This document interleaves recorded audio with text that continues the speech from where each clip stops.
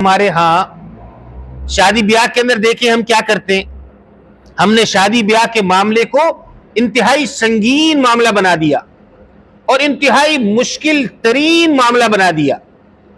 ایسی رسوم و رواج اس کے اندر داخل کر لی کہ آج کے دور میں شادی کرنا آسان کام نہیں ہے.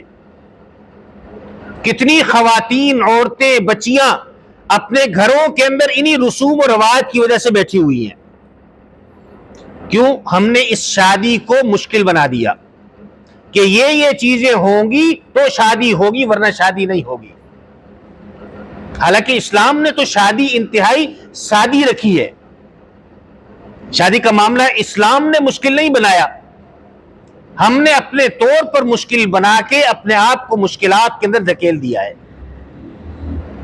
شادی بیاہ پر باقاعدہ لڑکوں کی طرف سے فہرستیں جاری ہوتی ہیں کہ جی لڑکی والوں کے ذمے ہے کہ یہ چیزیں لا کر کے دو گے.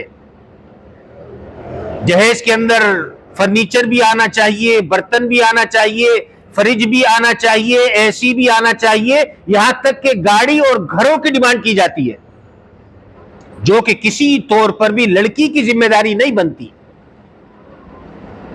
یہ شوہر کے ذمہ ہے کہ اپنی جو بیوی لائے گا اس کے لیے گھر کا انتظام کرنا، نفقے کا انتظام کرنا، اس کے رہنے سہنے کی چیزوں کا انتظام کرنا، یہ شوہر کے ذمہ ہے.